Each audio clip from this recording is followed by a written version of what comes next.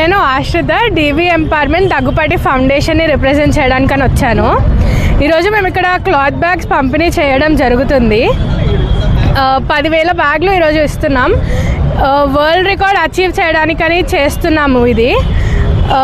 ఇది ఈరోజు మా టార్గెట్ 9 అవర్స్లో 9,999 బ్యాగ్స్ ఇవ్వడం. కానీ మేము జనాల్ని అంతా చూస్తుంటే 4 అవర్స్లో మేము అచీవ్ చేసేటట్టు కనిపిస్తుంది మాకు. ఇది మేము మెయిన్గా చేయడం పొల్యూషన్ ఈ మధ్య చాలా ఎక్కువ అయిపోతుంది. దానివల్ల జంతువులకి మనుషులకి చాలా హానికరంగా ఉంది. అది తగ్గించడానికి మన వాతావరణానికి మంచి చేద్దాము అని చెప్పి మా కొంచెం చిన్న ప్రయత్నాలు మేము చేస్తున్నాము. ఈరోజు ఈ బ్యాగ్స్ పంపిణీ చేస్తున్నాము. ఇక్కడ వచ్చిన అందరి దగ్గర ప్లాస్టిక్ బ్యాగ్స్ తెస్తుంటే వాళ్ళ దగ్గర అవి తీసుకొని మేము ఈ క్లాత్ బ్యాగ్స్ ఇవ్వడం జరుగుతుంది. ఓకే, డిస్కవర్ అనంతపురం, అలాగే ఏఎంసీ నగరపాలక సంస్థ మరియు డివి ఎంపవర్మెంట్ ముగ్గురు కలిసి ఈ చీర సంచుల ఉద్యమం తలబెట్టి దాదాపు 5 నెలలు అవుతా ఉంది. ఇందులో భాగంగా ఇప్పటికే 51,000 చీరలు సంచులు పంచినాం. సో ఈరోజు ఏమంటే ప్రత్యేకంగా ఒక ప్రపంచ రికార్డుని ఫోకస్ చేస్తూ 9 గంటల్లో 9,999 చీర సంచులు కుట్టి వాటిని అలాగే ప్రజలకు పంచడం కార్యక్రమం.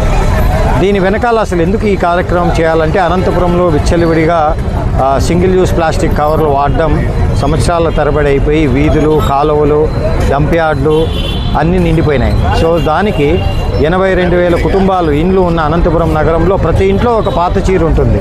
సో ఆ పాత చీర నుంచి కనీసం 10 సంచులు కుట్టచ్చు.